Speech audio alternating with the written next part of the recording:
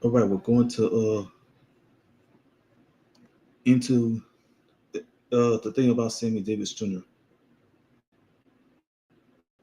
That means is it's gonna be my respect for a guy who's already been in the Rat Pack with Frank Sinatra and D. Martin. Take this man right here. It's a legacy that he had fulfilled.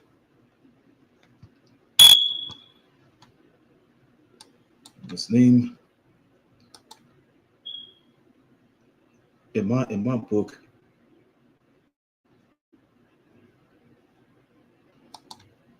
let me go get the let me seriously, man. Am I supposed to do this stupid bullshit? I'm trying to fix it.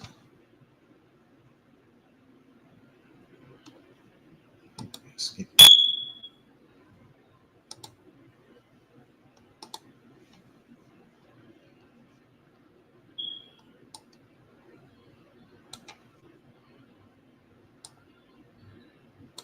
Let me go fix this.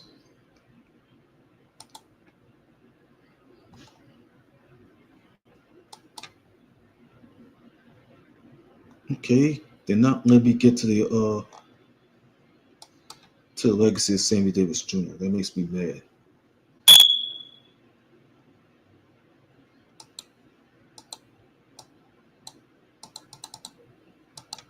Oh, this fucking piece of shit. They're not letting me in this one fucking thing. Man, fuck it. I gotta go through hell every week. Let me just whip the landscape of this thing. Yeah, hold on, man.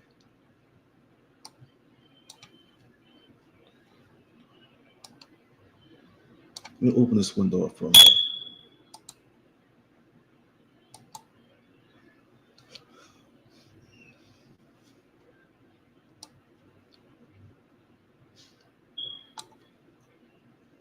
One thing about Sammy Davis Jr. that I did not know of.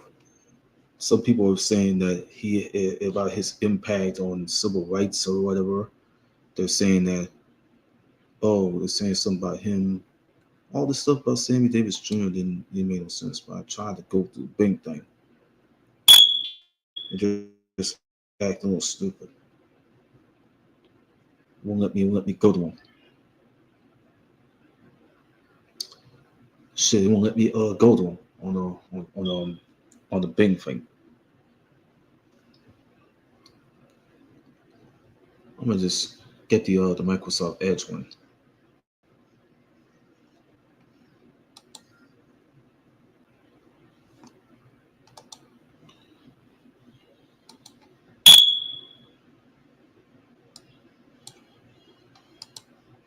I gotta go get this Microsoft Edge thing. I'll be right with y'all in a minute.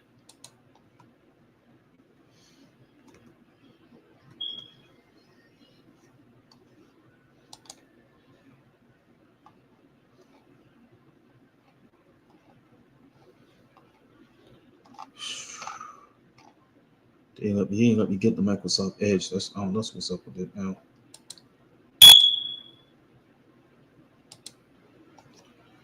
They're not letting me get the Microsoft Edge. I don't know what's up with this thing.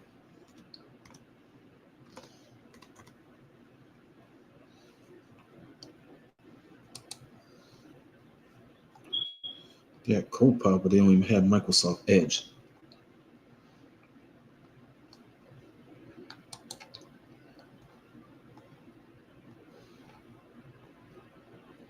This don't work. Let's go to Microsoft Launcher then.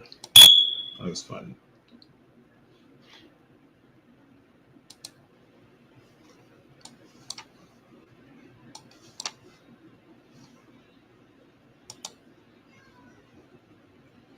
See, the Microsoft Bing thing sucks. I don't know what's up with Microsoft Bing these days.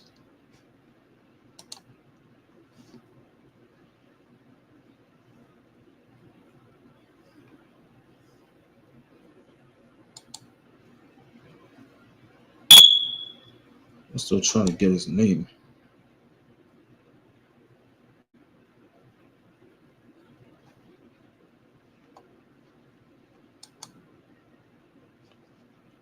Shit, they won't let me get his name.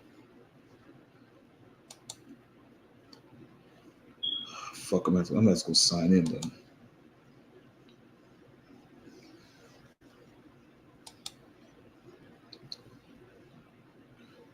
Let me sign to my Microsoft account.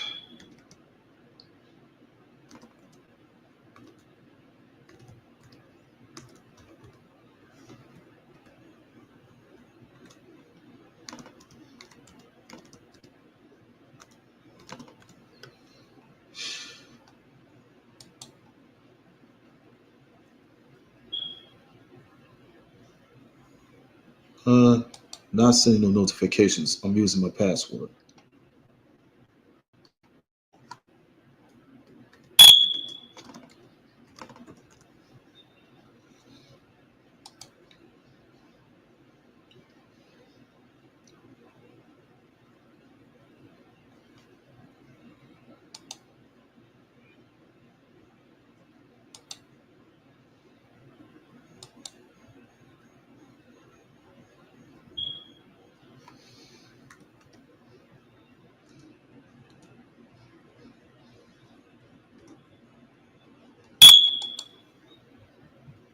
Let me see what just went wrong with this thing because I couldn't even get into this Wikipedia thing.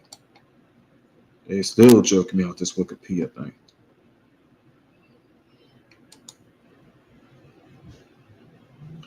See, I can't even get it either.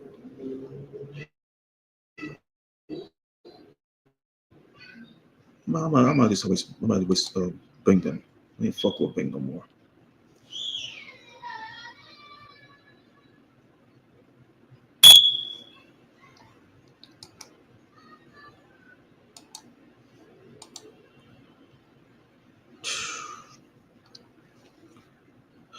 I'm just gonna find Google.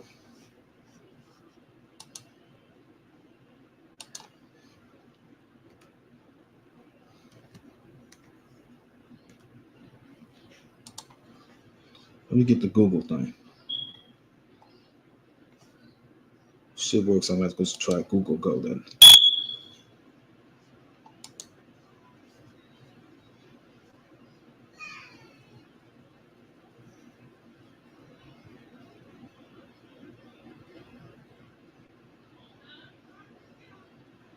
It's gonna be a bad week.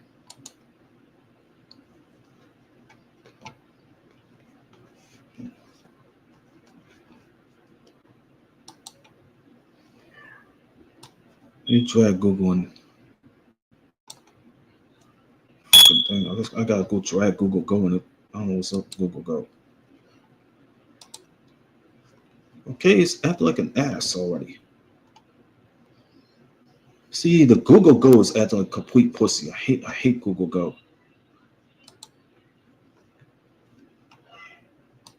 Google Go, fuck. What's all the cheekiness in Google Go, bro?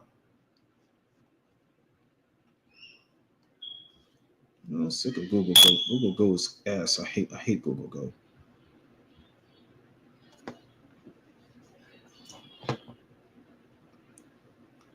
Google Go is garbage. I don't know what's up with Google Go.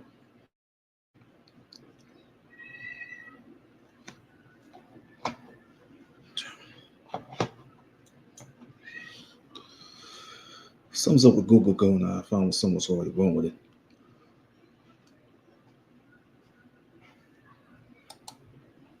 Not letting me get in. This thing's pussy every fucking chance. Fucking thing won't even let me go. Thing's a pussy.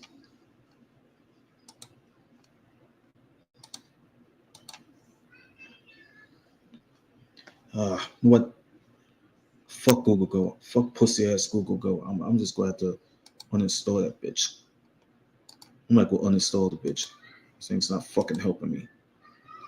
Fuck Google Go. That thing's a piece of shit.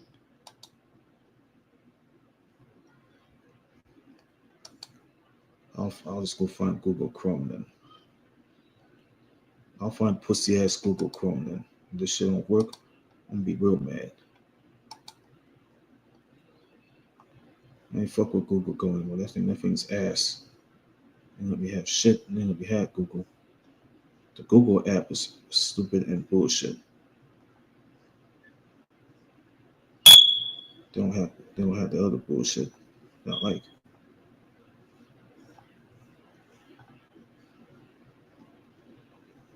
They have the Google Chrome shit that I like, dude.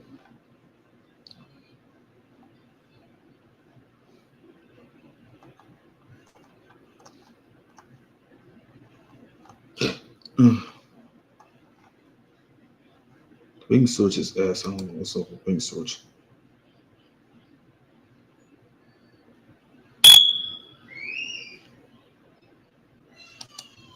Let me go find. Let me go. Let me go. Let me go download Firefox.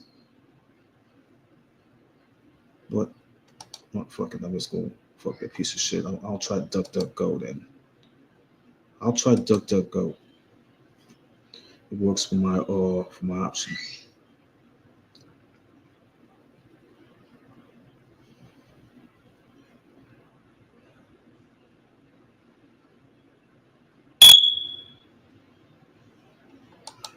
It's my option. I need to go download that pussy shit.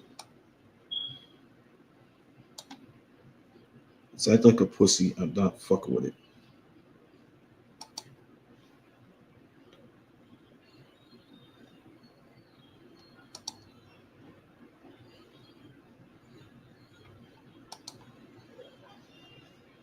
Yep.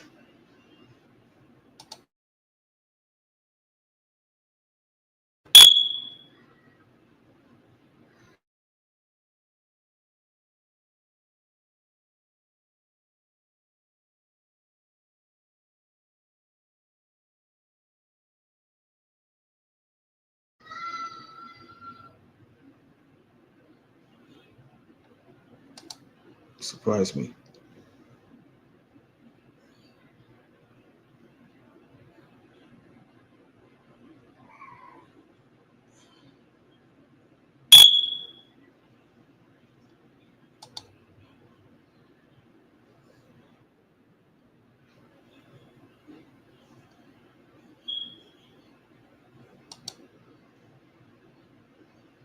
I'll go to yahoo.com and find the cell.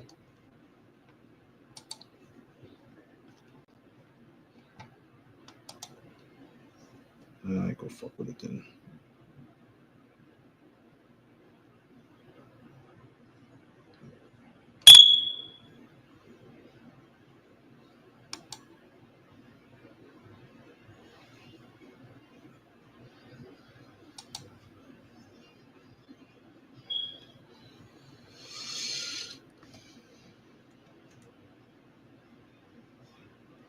I ain't gonna go try these legends. It's the only options for me to get these people.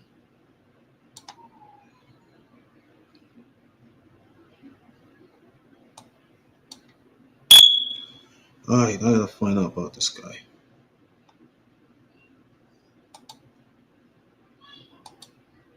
Gotta put the portrait in.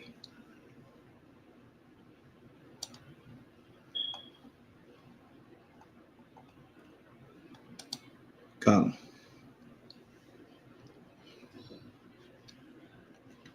Alright, folks. We're looking at the life and the rise and the fall of Samuel George Davis Jr. At the age of 2, let me see if I can find this shit out.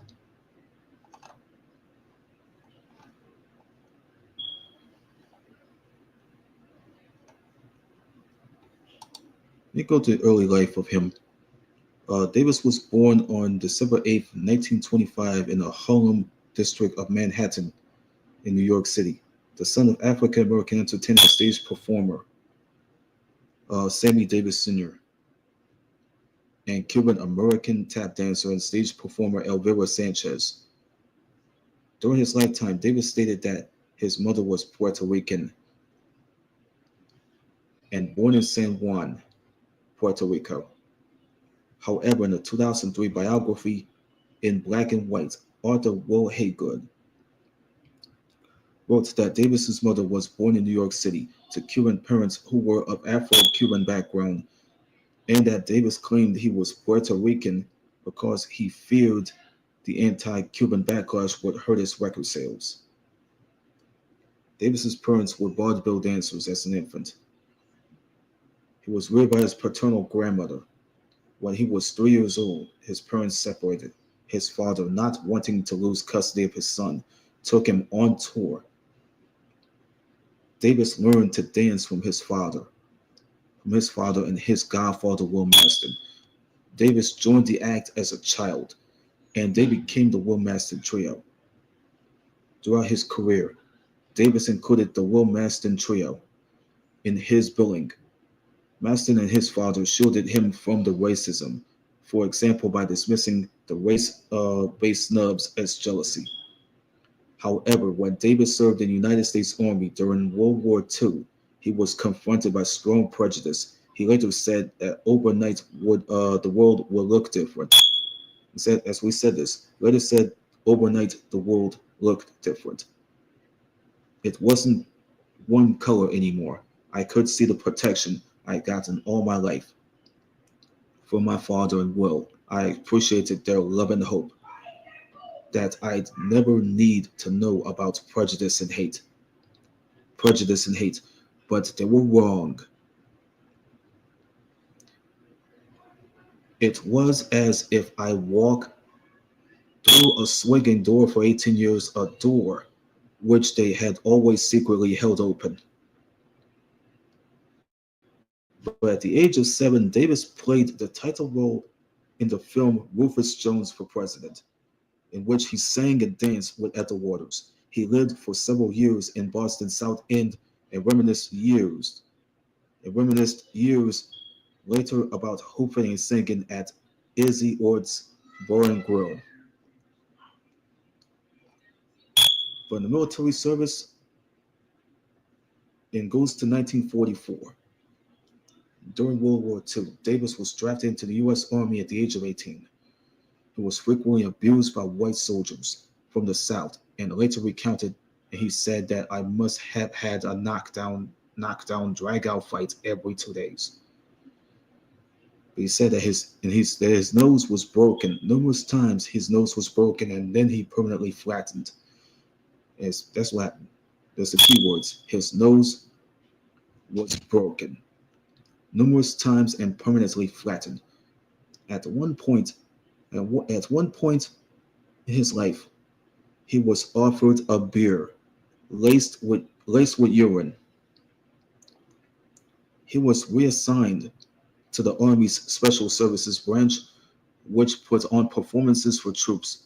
At one show, he found himself performing in front of soldiers who had previously racially abused him.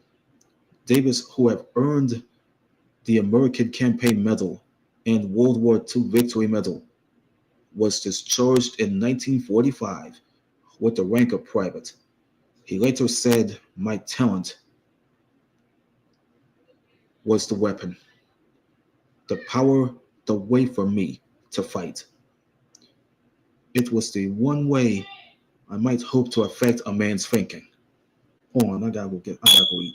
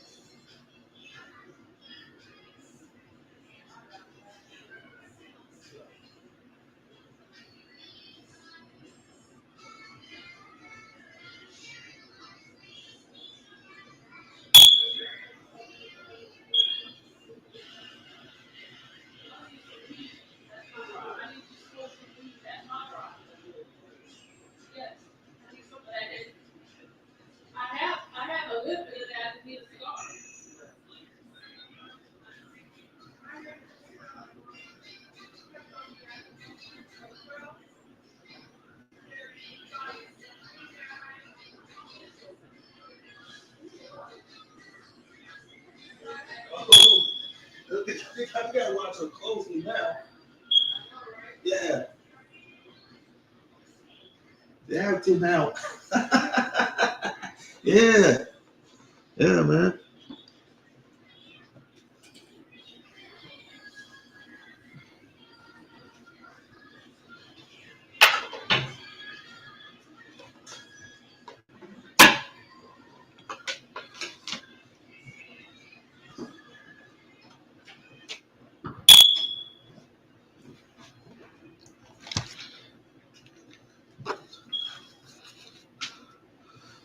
I gotta go eat.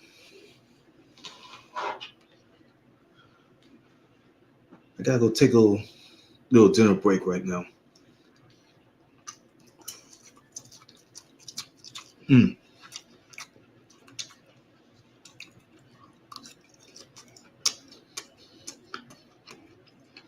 mm, mm,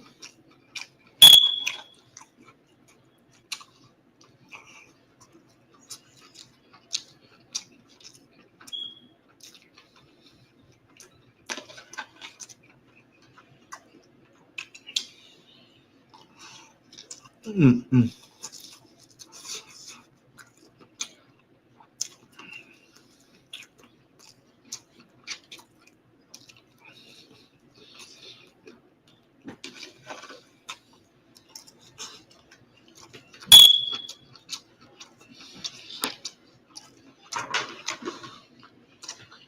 mm.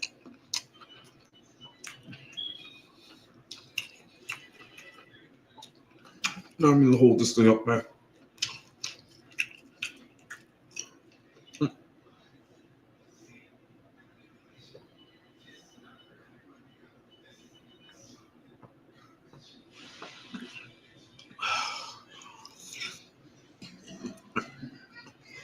Hope I know I held y'all up, man. But I'm deeply apologize.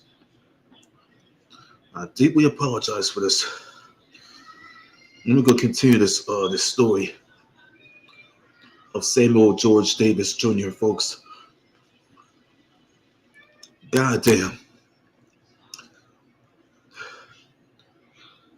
While in Paris in September 1944, he found himself being introduced and guided around the city, around the city by the French resistance fighter and left-wing journalist Madeleine Raffard. Let's get to his career here. The 1940s. Following his discharge from the Army, Davis rejoined the Family Dance Act, which played at clubs around Portland, Oregon. He also recorded blues songs for Capitol Records in 1949 under the pseudonyms who go by the name of Shorty Muggins and Charlie Green. 1950s. In March 1951, hold on, has something to do with the Rat Pack. The World Master Trio appeared at Sea Rose. It's a nightclub as the opening act for headliner Janice Page. They were to perform for only 20 minutes, but the reaction from the celebrity-filled crowd was so enthusiastic, especially when Davis launched into his impressions, that they performed for nearly an hour, and Page insisted the order of the show to be flipped. That's what they say, and that's what his keywords. And Page insisted the order of the show to be flipped. Davis began to achieve success on his own accord and was singled out for the praise by the critics, releasing several albums in his favor. In 1953, Davis was offered his own television show on ABC. It's called Three for the Road with the Will Master Trio. The network spent $20,000 filming the pilot, which presented African American musicians, not African American musicians, which presented African Americans as struggling musicians, not some slapstick comedy or the stereotypical mammy roles of the time. The cast included Frances Davis, who was the first black ballerina to perform for the Paris Opera, actresses Ruth Hathaway and Jane White, and a man who founded the American Negro Theater, Frederick O'Neill. The network could not get a sponsor, so the show was dropped. Yeah, as Davis and Steve Allen were rehearsing for the Steve Allen Show in the 1950s. By 1954, Davis was hired to sing the title song for the Universal Pictures film called Six Bridges to Cross. In 1956, this is all prior to him being on the Steve Allen Show. He starred in a Broadway musical called Mr. Wonderful, which was panned by the critics, but was a commercial success, closing after 383 performances. But in 1958, Davis was hired to crown the winner of the Miss Cavalcade of Jazz Beauty contest for the famed 14th Cavalcade of Jazz concert produced by Leon Heflin Sr., held at the Shrine Auditorium on August. The other headliners were Little Willie John, Sam Cooke, Ernie Freeman, and Bo Rambo. The event featured the top four prominent disc jockeys of Los Angeles. In 1959, Davis became a member of the Rat Pack, led by his friend Frank Sinatra, which included fellow performers Dean Martin, Joey Bishop, and Peter Lawford, who happened to be the brother-in-law of who had been a brother-in-law of the late John Fitzgerald Kennedy. Initially, Sinatra called the gathering the Klan, but Davis voiced his opposition. Davis voiced his opposition by saying that it reminded people of the Ku Klux Klan. Sinatra renamed the group the Summit after one long night of poker that went on into the early morning saw the men drunken and disheveled. As Angie Dickinson approached the group and she said this, "You all look like a pack of rats." But the nickname caught on, and they were then called the Rat Pack, the name of the earlier group led by Humphrey Bogart and his wife Lauren Bacall, who originally made the remark about the pack of rats that they associated with. This is their names already featured on it. It's made of five guys. When the 1960s progressed, the group around Sinatra made several movies together, including Ocean's 11, the Surgeons 3 movie. It's all like it's just movies. So like Ocean's 11, they're all included in this as the group.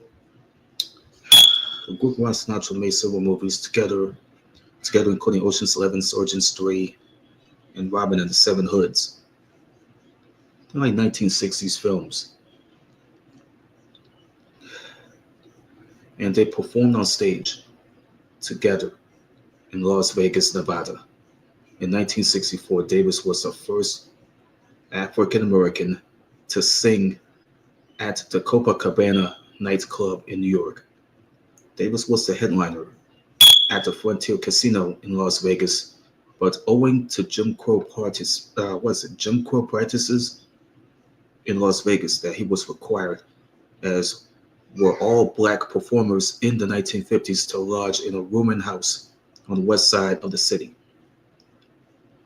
Instead of in the hotels as his white colleagues did, no dressing rooms were provided for the black performers, and they had to wait outside by the swimming pool between acts. Davis and the other black artists could entertain, but they could not stay in the hotels where they performed, gamble in the casinos, or dine or drink in the hotel, restaurants, and bars. Davis later refused to work at the places that practiced racial segregation. Canada provided opportunities Canada provided opportunities for the performers like Davis himself to unable to break the color barrier in the American broadcast television world. And in 1959, he starred in his own TV special, Sammy's Parade, on the Canadian network CBC. That's a network that that brought out Heartland. It was a breakthrough event for the performer, as in the United States in the 1950s, corporate sponsors largely controlled the screen. Black people were not, that's what it says, black people were not portrayed very well on television, if at all, according to Jason King of the Clive Davis Institute of Recorded Music. In 1964, was starring in the Golden Boy thing. I think it was Golden Boy. He was starring in Golden Boy at night and shooting his own New York-based afternoon talk show during the day. When he could get a day off from the theater, he recorded songs in the studio, performed at charity events in Chicago, Miami, or Las Vegas, or appeared on TV, television variety specials in Los Angeles. Davis felt that he was cheating his family of his company, but he said he was incapable of standing still. December 11, 1967. I was on NBC. I was on that typical slot. Like, well, let's see what happened in the 1960s where they doing their work. But on December 11, 1967, NBC broadcast a musical variety special featuring Nancy Sinatra titled Movin' with Nancy. In addition to the Emmy Award-winning musical performances, the show is notable for Nancy Sinatra and Davis greeting each other with a kiss, one of the first black-white kisses on American television. Davis had a friendship with Elvis Presley in the late 1960s as they both were top draw acts in Las Vegas. At the same time, Davis was in many ways just as reclusive.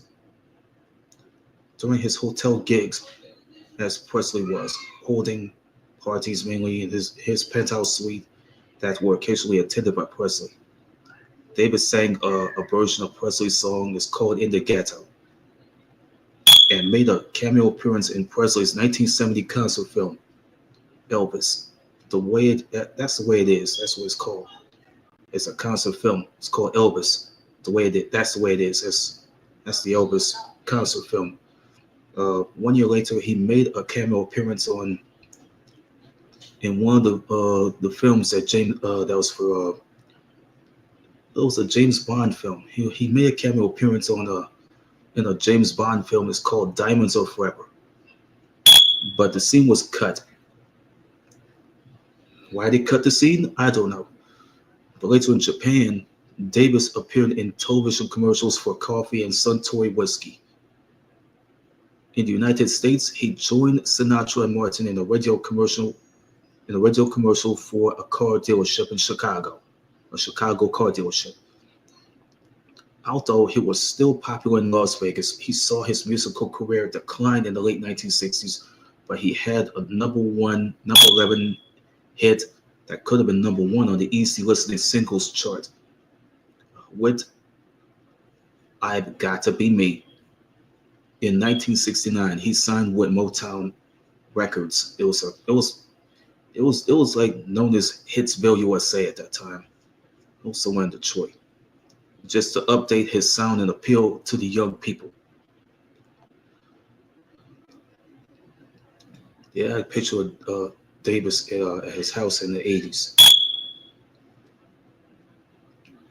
Davis had an unexpected number one hit with the Candy Man with MGM Records in 1972, but he did not particularly care for the song and was chagrined that he had become known for it. But Davis made the most of his opportunity, and he revitalized his career.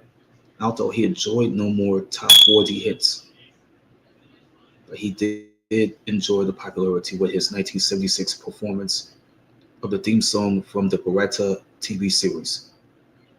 That means Beretta's theme, Keep Your Eye on the Sparrow. That was around the 70s, around 1975 to 1978, which was released as a single. That was courtesy of 20th Century Records. But May 27 and 28 of 1973, Davis hosted with Monty Hall the first annual 20-hour Highway Safety Foundation telethon, including the guests that coming in. It was Muhammad Ali, Paul Anka, Jack Berry, Joyce Brothers, Ray Charles, Dick Clark, Roy Howard Castle, Ossie Davis, Ruby D, Joe Franklin, Cliff Gorman, Richie Havens, Danny Kaye, Jerry Lewis, Hal Linden of the Barney Miller fame, Rich Little, Butterfly McQueen, Minnie Pearl, Boots Randolph, Tex Ritter, Phil Rizzuto, the Rockettes, Nipsey Russell, Sally Struthers from the All in the Family and Gloria fame, Mel Tillis, Ben Vereen, who I did not know of, used to be doing his cameos on TV shows, and Lawrence Welk, who was from the Lawrence Welk Show. It was a financial disaster. The total amount of the pledges was $1.2 million. The actual pledges received were $525,000. Davis was also a self-confessed lover of the game shows, appearing on the old Family Feud TV show, the game show that was in the 70s. That was 1979. That was a Family Feud game show that's been out in 1979. And Tattletales, that was along with Altavi's, his wife, in the 1970s. I'll be one of his wives. I don't know he was married twice or triple, but Davis was a huge fan of daytime TV. Particularly the soap operas were produced by the American Broadcasting Company. He made a cameo appearance on General Hospital, which was a channel that was named after. Then it was, but there was a show, there was a channel that was already named after the soap opera. So Roku channel already brought that the 24/7 free streaming channel, and it's named General Hospital. It was named after a soap opera that was already canceled. But he made a cameo appearance on that soap opera called General Hospital, but he had a recurring role as Chip Warren on another soap opera called One Life to Live, for which he had received a 1980 Daytime Emmy Award nomination. Davis was also a massive fan of the Australian cult soap opera Prisoner Cell Block H, and in 1986, he famously visited the Network 10 studios in Melbourne, Australia. Davis had watched several scenes being filmed and met with the cast and crew. He described the experience as not knowing who was more starstruck, him for meeting the cast of Prisoner or the cast for meeting Davis. Man, in 1988, Davis was billed to tour with Frank Sinatra and Dean Martin, but Sinatra and Martin had a falling out. They had beef. They had beef. Don't know why, but it was all said in the magazines.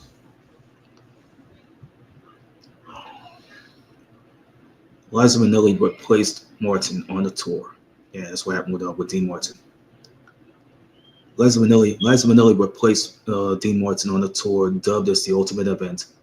During the tour in 1989, Davis was diagnosed with throat cancer. His treatments prevented him from performing. I don't know what's going on there.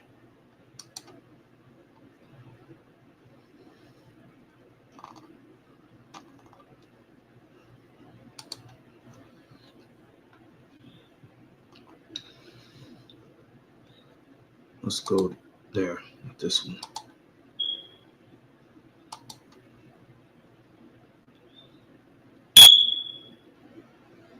Damn, what am I supposed to do with it now?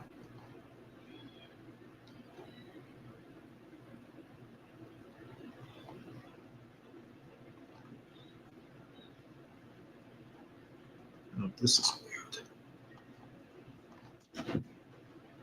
This is so weird, man.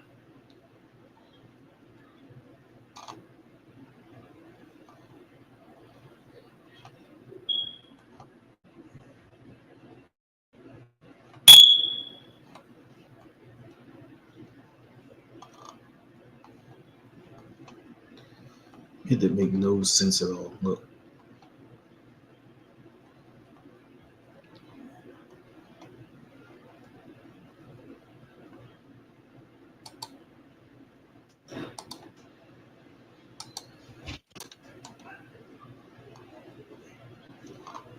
remember what's going to happen now.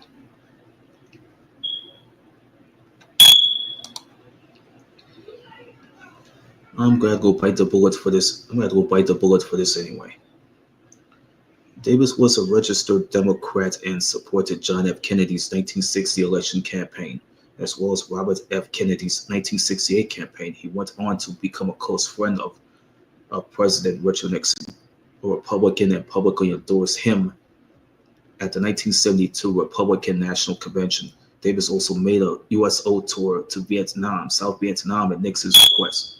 But in early 1972, during the later stages of the Vietnam War, Davis went to Vietnam to observe military drug abuse. What's the word?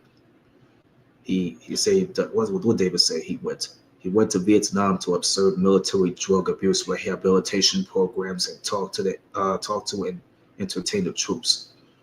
But he did this as a representative of President Nixon's Special Action Office for the Drug Abuse Prevention uh, Coalition. But he performed shows for up to 15,000 troops. After one 2-hour performance, that he reportedly said that I've never been so tired and felt so good in my life. The Vietnam, not the Vietnam. The U.S. Army made a documentary about Davis's time in Vietnam performing for the troops on behalf of Nixon's drug treatment program. But Nixon, I don't know why he did that. Nixon invited both Davis and his wife Altarviz to sleep in the White House in 1973. The first time the African Americans were invited to do so. They were so invited to do so, the Davises had to spend the night in the Lincoln bedroom. Davis later said he regretted supporting Nixon, accusing him of making promises on the civil rights that he did not keep. By early 1973, a desperate Side Marsh was Davis's agent, told Jesse Jackson that Davis really needs help getting out of the Nixon imbroglio. 1972 re-election endorsement. Jesse Jackson said, "If you can come up with $25,000 for my charity, Operation Push, then have Davis come to Chicago." Marsh recalls. Davis later supported Jesse Jackson's 1984 campaign for president. We gotta go through personal life right here. His accident and converted to Judaism. Davis nearly died in an automobile accident on November 19th in San Bernardino, California. That's what it says. Davis nearly died in an automobile accident on November 19th, 1954 in San Bernardino, California, as he was making a return trip from Las Vegas to Los Angeles.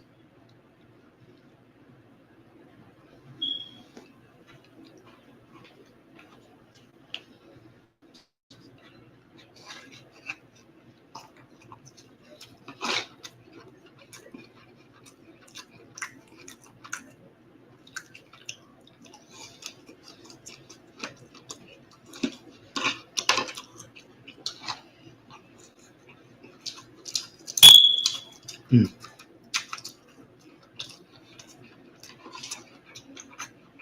mm, mm,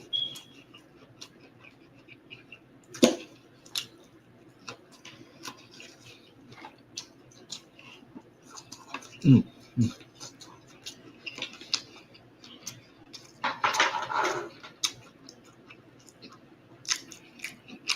My bad.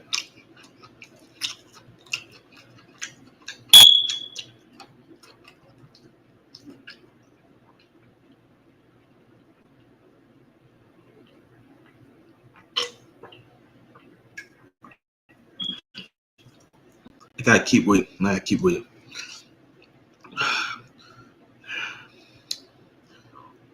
During the previous year, he had started a friendship with comedian and host Eddie Cantor, who had given him a mezuzah.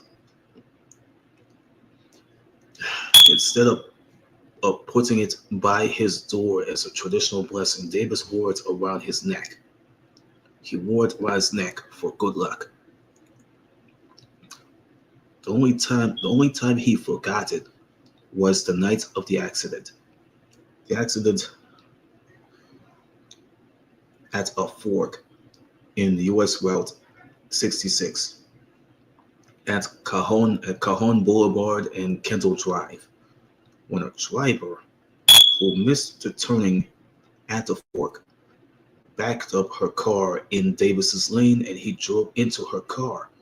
Davis consequently lost his eye to the bullet-shaped Cadillacs. The bullet-shaped horn button, which was like a standard feature in 1954 and 1955 Cadillacs. That's what it means, a standard feature in 1954 and 1955 Cadillacs. But his friend and actor Jeff Chandler said this: he would give one of his own eyes to keep Davis from total blindness. Davis wore an eye patch for at least 6 months following the accident, like he's some sort of a pirate. Like he's some sort of a pirate who wants to be working for the pirate captain.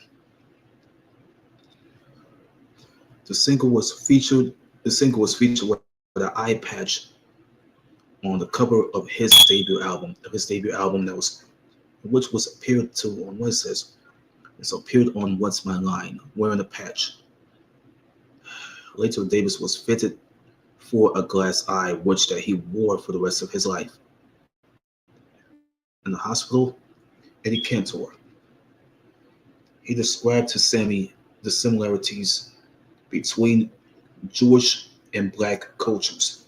Davis was born to a Catholic mother, a mother who was Catholic, and the father who was like Baptist.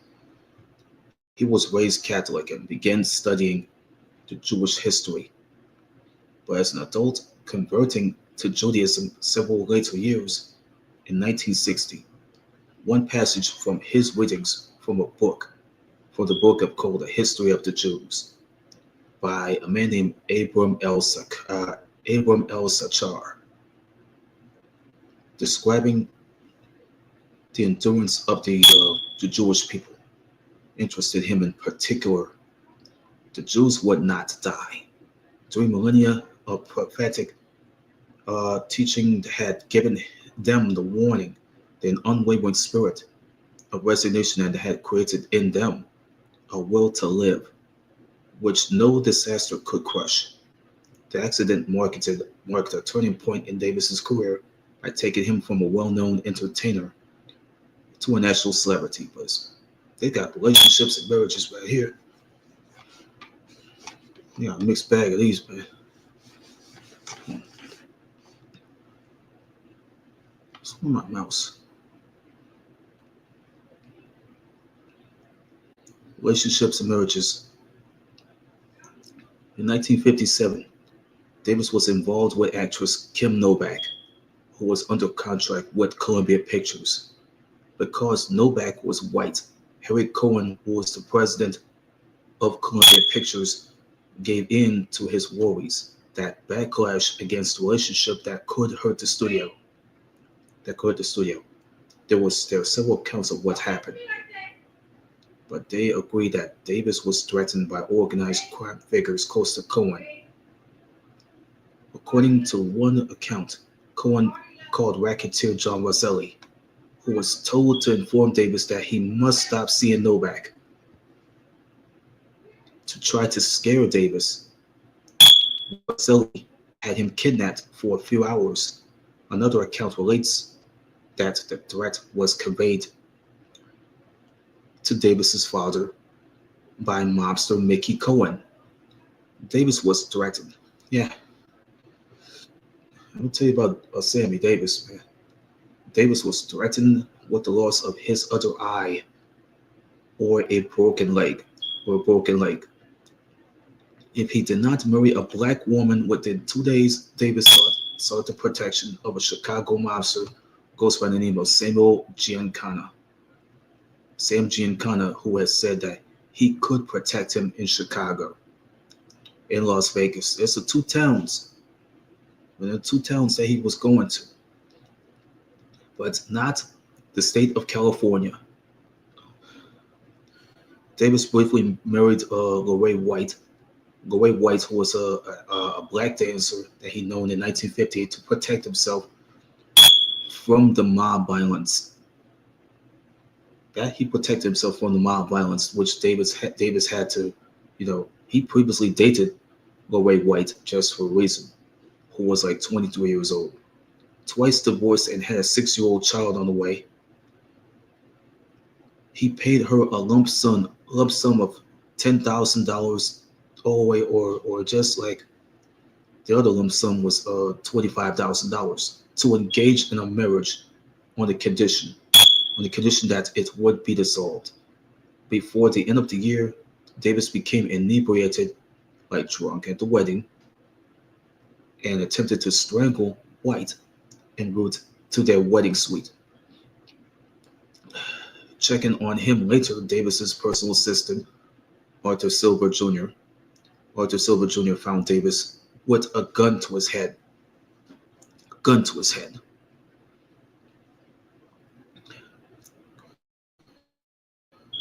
Despairingly said to Silver, he was like, why won't they let me live my life? The couple never lived together and commenced divorce proceedings in September of 1958. The divorce was granted in April 1959. There's Davis with Mae Brett. In 1959, Davis had a short, stormy, exciting relationship with an actress who was from the Star Trek TV series, Nichelle Nichols. Nichelle Nichols.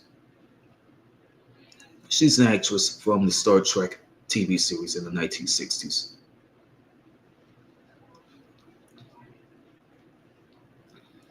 There was Davis with Altavice Gore, who had to be his third wife.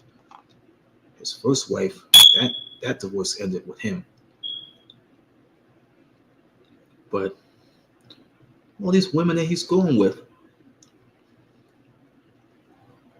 But in 1960, there was another racially charged public controversy when Davis married a Swedish-born actress who goes by the name of Mae Brett, who I see in this picture here. This picture here. It was in 1960.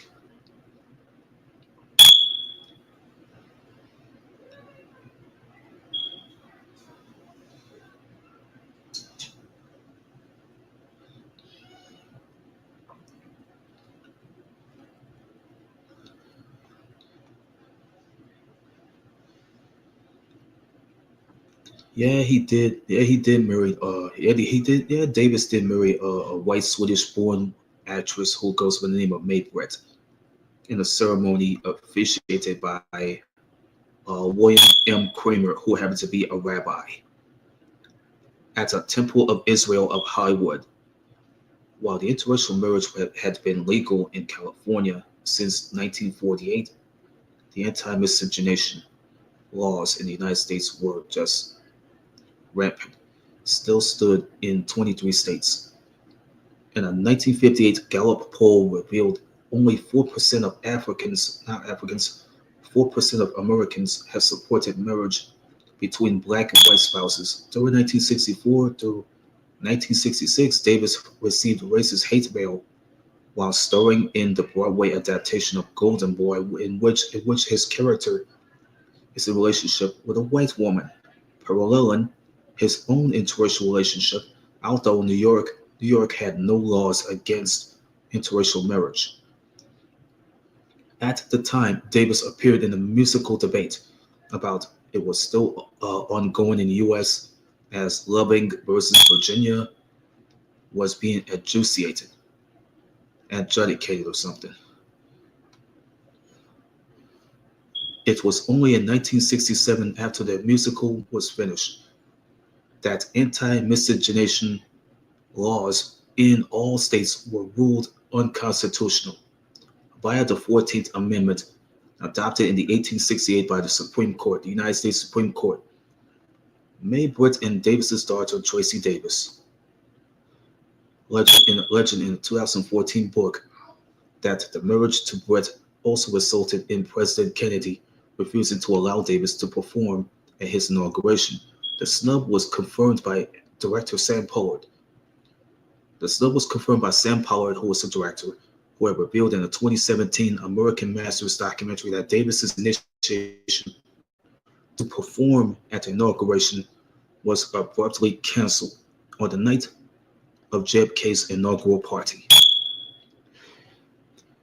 In addition to Tracy Davis and Britt, adopted two sons, Mark and Jeff. Davis performed almost continuously and spent little time with his wife, but they divorced in 1968. After Davis admitted to an affair with Lula Falana, who was a singer. By 1968, he started dating Altavice Gore, who was a dancer in Golden Boy. They were married on May 11th. 1970, by Reverend Jesse Jackson, and adopted a son who goes by the name of Manny. In 1989. They remained married until his death in 1990. Toward the end of their marriage, Altavice Davis was sharing her mansion with Davis's girlfriend at the time. The interests are there. Davis was an avid photographer who enjoyed shooting pictures of family and acquaintances. His body of work was detailed in a 2007 book by Bert Boyer titled Photo by Sammy Davis Jr. Jerry Lewis gave me my first important camera, my first 35mm, during the C-Rose period, early 50s. Boyer quotes Davis as saying, he hooked me like he said.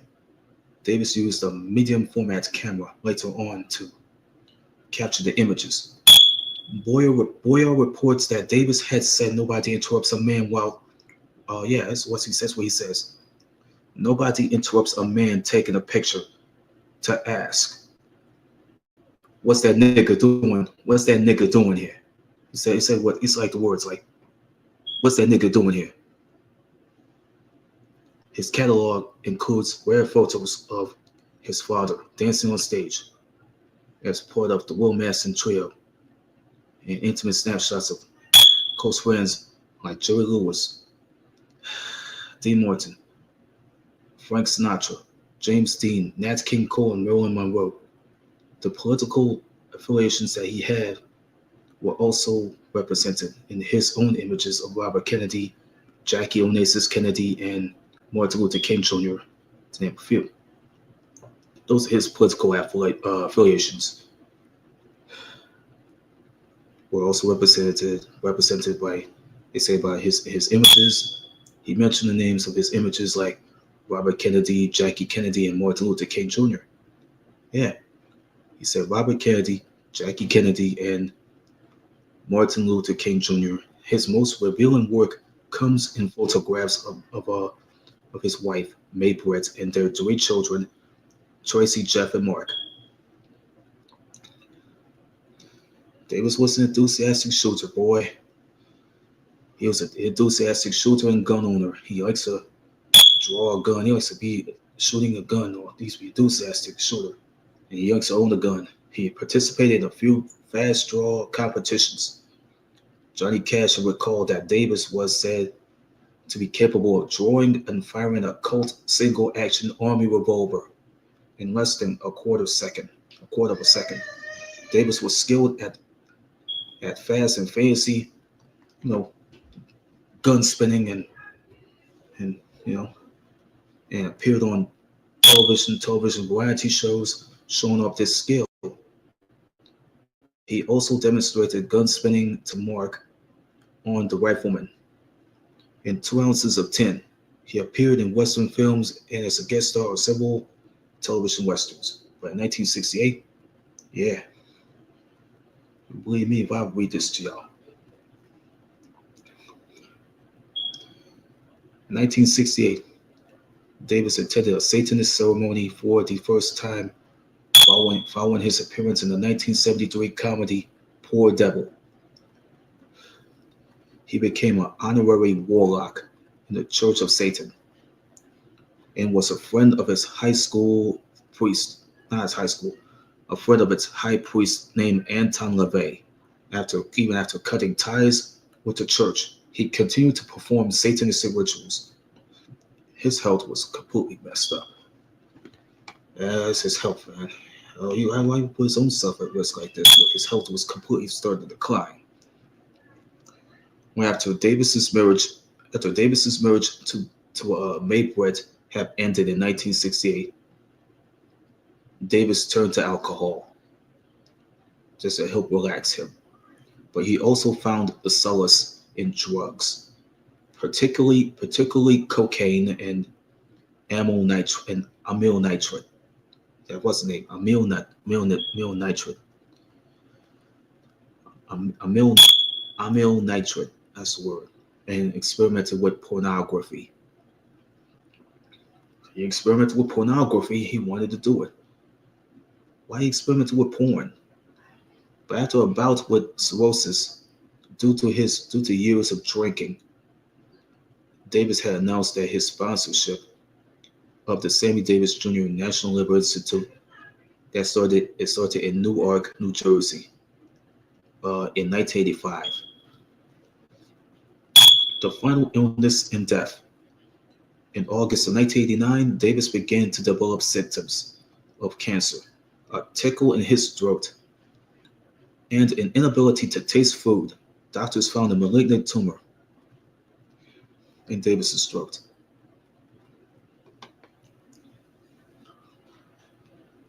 I'll take a break.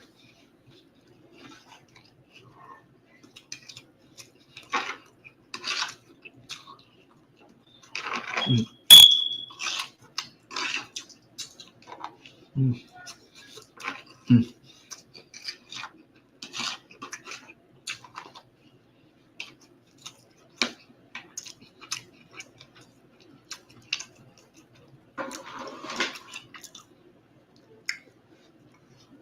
Damn, Sammy Davis Jr. was a heavy smoker, and he had often smoked up to what 4 packs of cigarettes a day as an adult. When he was told that the surgery offered him the best chance of survival, Davis replied he would rather keep his voice than have a part of his throat removed. He was treated with the definitive radiation therapy. His larynx was later removed. When his cancer occurred, that's what it says. His larynx was later removed when his cancer had recurred. He was released. He was released from the hospital on March 13, 1990. That was 2 months before he died. Davis died of complications from throat cancer 2 months later at his home in Beverly Hills, California, on May 16, 1990. Yeah. Sad he died. I don't know why. I gotta go start over again with the reading. I couldn't bear to read. I couldn't bear to read because I was almost choked up, right? Choked up by it.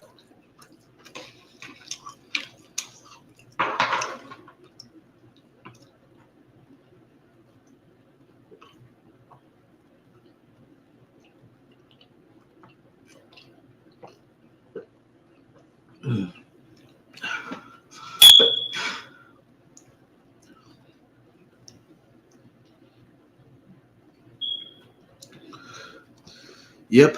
Yeah, Sammy Davis Jr. died of complications from throat cancer 2 months later at his home in Beverly Hills, California. Yeah. his home in Beverly Hills, California. Beverly Hills, California. He died from complications from throat cancer. Like 2 months later, at his home in Beverly Hills, California, man, on May 16, 1990, at the age of 64. His funeral was attended by Little Richard, Stevie Wonder, and Stevie Wonder among others. He was buried at Forest Lawn Memorial Park. It was in Glendale, California. That's what Eric Wright was buried in '95. 2 days after Davis's death, the neon lights of the Las Vegas Strip were darkened for 10 minutes. As a tribute, several media outlets reported his death alongside Jim Henson, who died the same day. The estate means this: Davis has left the bulk of his estate, estimated at, what was it, 4 million, like 4,000, like, what was it, $4 million? It was from like to like his widow Altavice Davis. Why he left the bulk of his estate, estimated at four four like $4 million, like in U.S. currency. That was to Altavice Davis, who was his widow, but he owed the IRS like $5,200,000.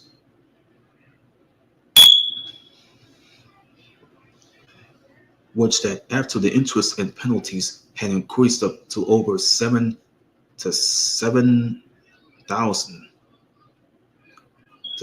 million or whatever.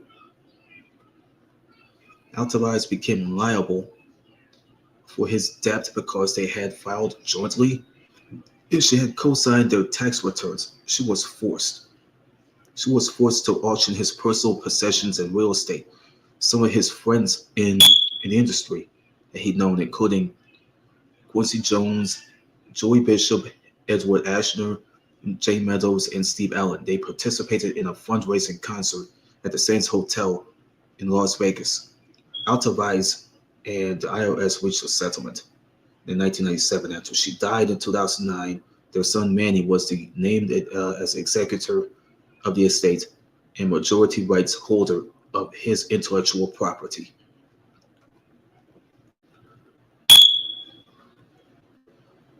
So there's all the stuff he did for SCTV in the 70s.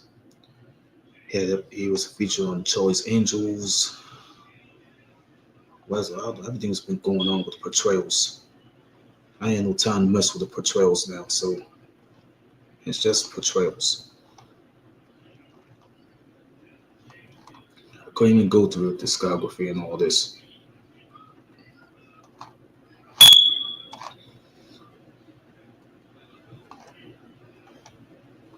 I couldn't even go through that.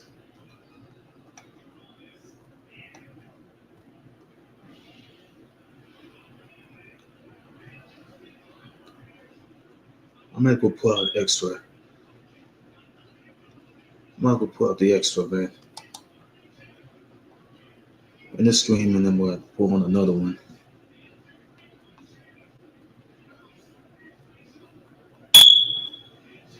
We'll end the extra and we'll end this day and pull on another one. Pull out an extra. Finish this stream up.